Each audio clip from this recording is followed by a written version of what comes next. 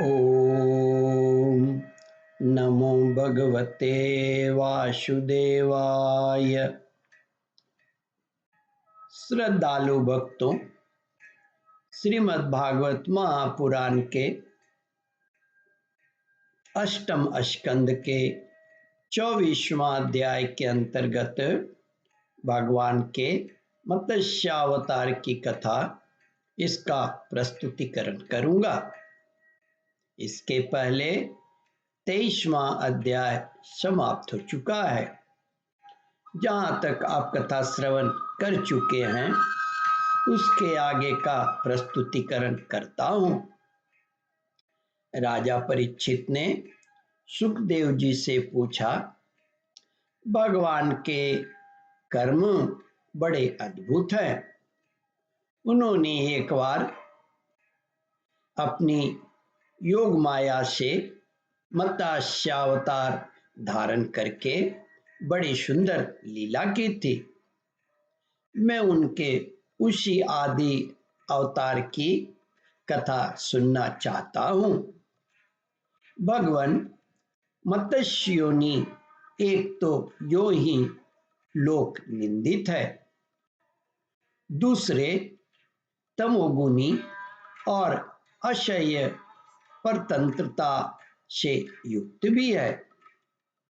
सर्वशक्तिमान होने पर भी भगवान ने कर्म बंधन में बंधे हुए जीव की तरह यह मत्स्य का रूप क्यों धारण किया? भगवान महात्माओं के कीर्तनीय भगवान का चरित्र समस्त प्राणियों को सुख देने वाला है। आप कृपा करके उनकी वह सब लीला हमारे सामने पूर्ण रूप से वर्णन कीजिए। सूत जी ने कहा, शौनकादि ऋषियों, जब राजा परीक्षित ने भगवान सुखदेव जी से यह प्रश्न किया, तब उन्होंने विष्णु भगवान का वह चरित्र जो उन्होंने मत्स्यावतार धारण करके किया था, वर्णन किया। श्री सुखदेव जी कहते हैं, परीक्षित, यूं तो भगवान सबके एकमात्र प्रभु हैं, फिर भी गौ, ब्राह्मण, देवता, साधु, वेद, धर्म और अर्थ की रक्षा के लिए शरीर धारण किया करते हैं।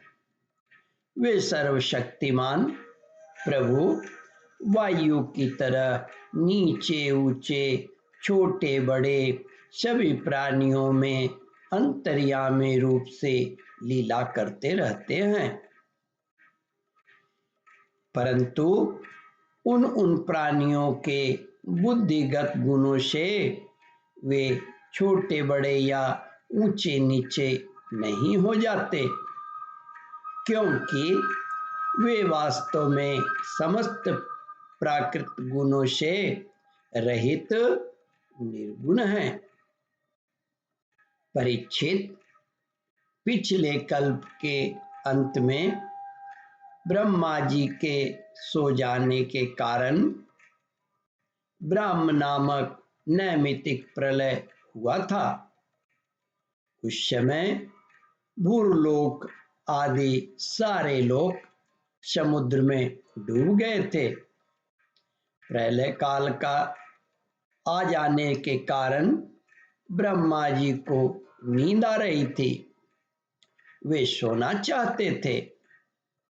उसी समय वेद उनके मुंह से निकल पड़ा और उनके पास ही रहने वाले हयग्रीव नामक बलि दैत्य ने उन्हें योग बल से चुरा लिया।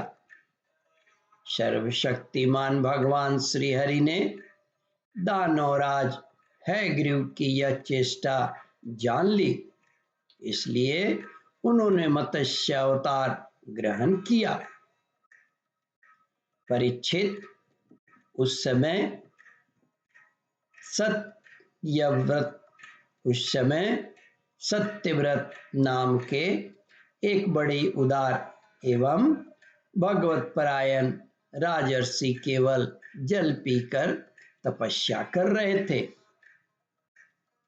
वही सत्यव्रत वर्तमान महाकल्प में विवस्वान सूर्य के पुत्र श्राद्ध देव के नाम से विख्यात हुए और उन्हें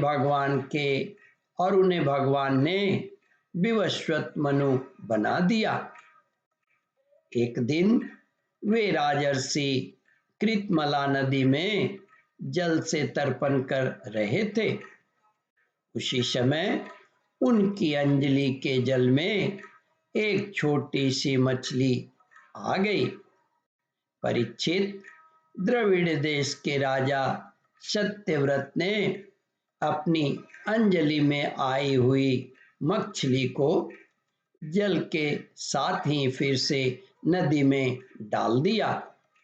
ओम परमात्मने नमः। श्रद्धालु भक्तों, इस कथा को ध्यान पूर्वक श्रवण, मनन और इसका चिंतन करें। इस कथामृत का रसास्वादन अपने बंधु बांधवों को भी करावे। इस वीडियो को शेयर और सब्सक्राइब करें। ओम परमात्मने नमः।